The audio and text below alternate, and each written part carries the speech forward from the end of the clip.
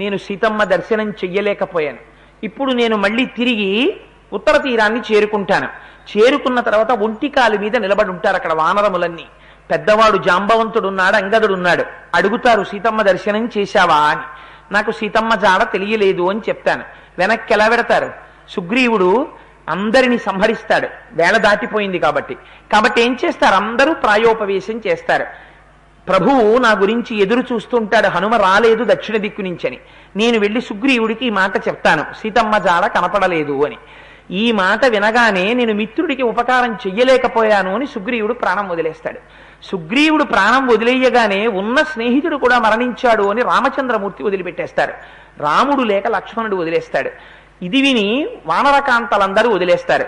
తదనంతరం వానరులందరూ మరణిస్తారు. ఈ వార్త ఇక్ష్వాకు వంశానికి అయోధ్య చేరుతుంది.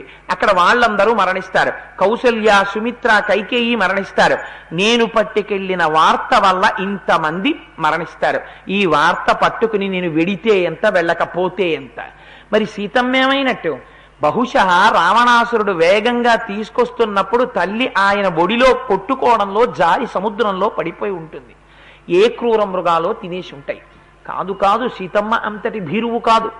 ఒకవేళ రావణాసురుడే తీసుకొచ్చి ఎక్కడో బంధించి ఉంటాడు. ఆవిడ తన మాట వినలేదని, తన పాన్పు చేరలేదని ఆవిడ శరీరాన్ని ఖండించి పలహారంగా తినేసి ఉంటాడు.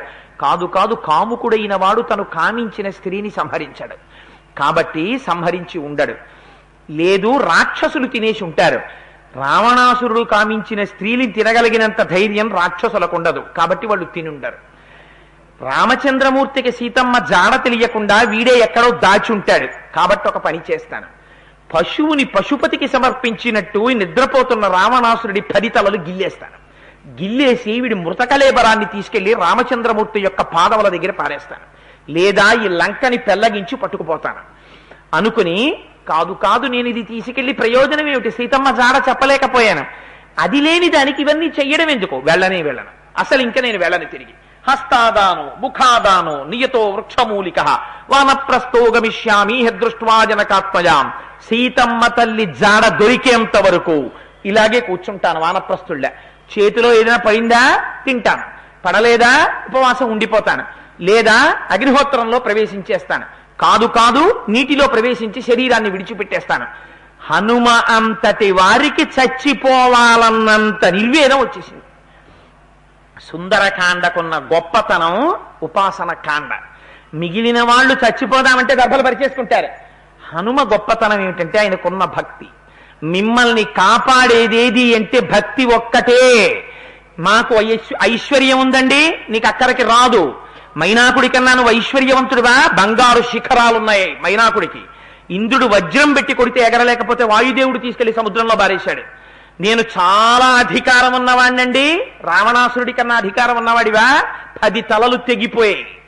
రావణాసురుడి కన్నా గొప్పవాడివి కావు. జటాయువు కన్నా గమనవేగం ఉన్నవాడివా? లేకపోతే సంపాతి కన్నా గొప్పవాడివా? అటువంటి వాళ్లే దుందుడుకు పనులు చేస్తే దెబ్బతిన్నారు. సంపాతంతటి వాడు సూర్యుడి వైపుకి వెడితే రెక్కలు కాలిపోయాయి. అందుచేత నువ్వేది జ్ఞాపకం పెట్టుకోవాలి? నిన్ను రక్షించగలిగినటువంటిది ఈశ్వరానుగ్రహం ఒక్కటే. అందుకే ఇంత వైక్లభ్యాన్ని పొందినటువంటి హనుమకి వెంటనే బుద్ధి ప్రచోదనం చేశారు స్వామి. మరణించడం ఏమిటి? ఆత్మహత్య మహాపాతకం, శరీరాన్ని విడిచిపెట్టను. మళ్ళీ ఉత్సాహాన్ని పొంది మళ్ళీ బయలుదేరుతానన్నారు. ఎక్కడొచ్చింది దోషం? ఒక్కసారి విచారణ చేశారు, ఆలోచన చేశారు. ఎక్కడో పొరపాటు జరిగింది ఉపాసనలో, అమ్మ దర్శనం కలగట్లేదు నాకు అనుకున్నారు. ఒక్కసారి మళ్ళీ ప్రార్థన చేశారు.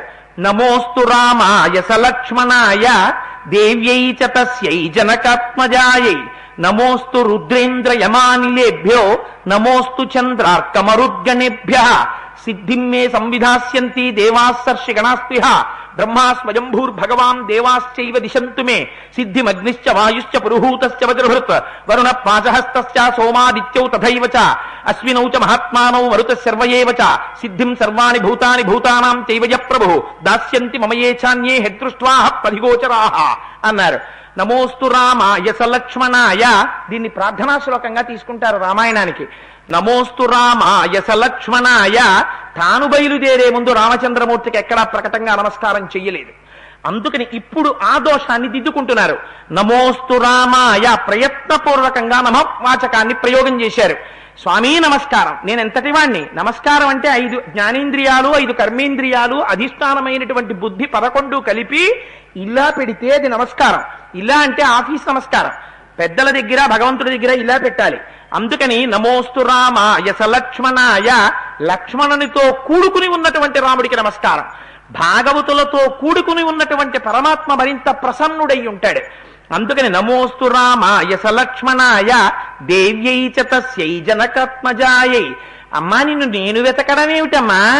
దేవీ శృతిం భగవతీం ప్రథమే పుమాంసః తత్సద్గుణౌఘమణికోశ గృహం గృణంతి తద్వారపాటన పటూని చ ఇతిహాస సంతర్కణ స్మృతి పురాణ పురస్సరాణి అంటారు పరాశర భట్టర్లు శ్రీగుణరత్న కోశంలో.